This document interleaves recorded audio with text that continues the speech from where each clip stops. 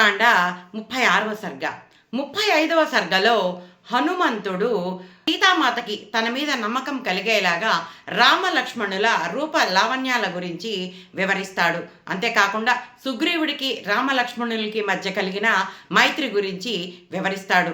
ఈ రకంగా సీతామాతతో మాట్లాడుతూ తన మీద సీతామాతకి అనుమానము భయము తగ్గేలాగా చేసి తన సందేశాన్ని వివరించాలనేదే ఆ హనుమంతుని యొక్క ప్రయత్నం. హనుమంతుడు రాముడిచ్చిన ఉంగరాన్ని తీస్తాడు. వినయపూర్వకంగా దానిని సీతామాతకిచ్చి ఇలా అంటాడు, దేవి, నేను నిజంగా రాముడి దూతనే. రామనామం ఉన్న ఈ ఉంగరం చూడు. నీకు నమ్మకం కలిగించడానికి నీకిమ్మని రాముడు దీనిని పంపాడు. నీ దుఃఖం తొలగిపోయే సమయం వచ్చింది. ఆ ఉంగరాన్ని తీసుకున్నటువంటి సీత భర్తే తనని చేరినట్టుగా సంతోషిస్తుంది. వెంటనే ఆమెకు సిగ్గు ముంచుకొచ్చి ప్రియవాక్యాలు పలుకుతూ హనుమంతుడిని ప్రశంసిస్తుంది. వానరోత్తమ, నువ్వు పరాక్రమవంతుడివి, సమర్థుడివి, బుద్ధిశాలివి. అందుకే ఈ రాక్షస నగరంలోకి ఒంటరిగా రాగలిగావు. 100 యోజనాల సముద్రాన్ని గోష్పాదాన్ని దాటినట్టు దాటి వచ్చేసావు. నీకు రాక్షసులంటే అసలు బొత్తిగా భయమున్నట్లేదు. రాక్షసరాజు రావణుడు అంటే కూడా నీకు అసలు బెదురు కానీ భయం కానీ లేనట్టుంది. ఇంతమంది రాక్షసుల మధ్య ఏ విధమైన కంగారు లేకుండా ఉన్నావు. ప్రశాంతంగా నువ్వు మాట్లాడుతున్నావు.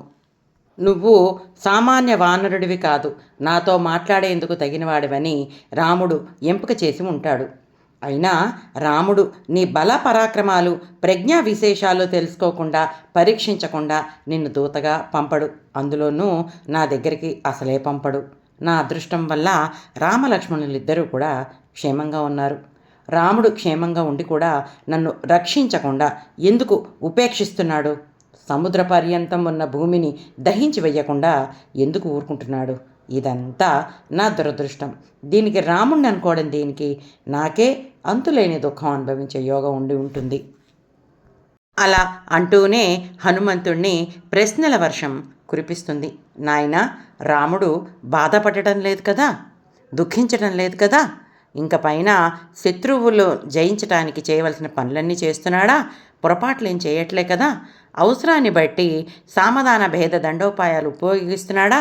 మిత్రులని సంపాదించుకుంటున్నాడా? అతడి మిత్రులంతా మంచివాళ్లేనా?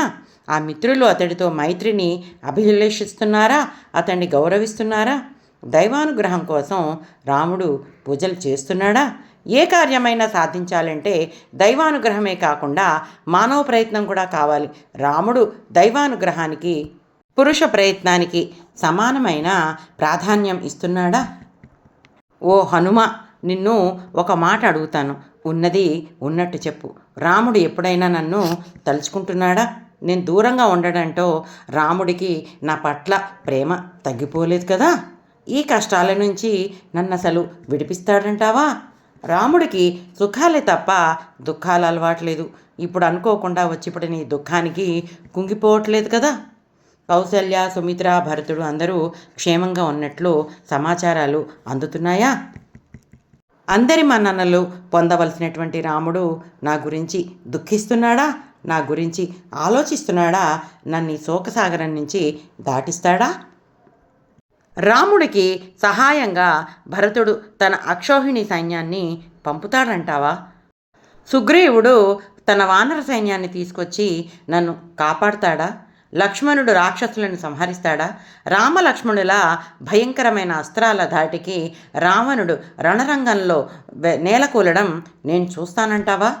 పద్మాల వంటి రాముడి ముఖము నా వియోగంతో వాడిపోలేదు కదా? రాముడు ధైర్యంగా ఉన్నాడా? రాముడికి తల్లి కానీ తండ్రి కానీ ఇతరులు ఎవరు కానీ నాకన్నా ప్రేమపాత్రులు లేరు.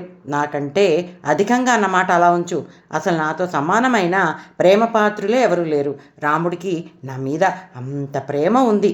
నాయనా, రాముడి గురించిన మాటలే చెప్పు. ఆ మాటలు వింటున్నంతసేపు మాత్రమే జీవించాలని కోరుకుంటున్నాను అని అంటుంది.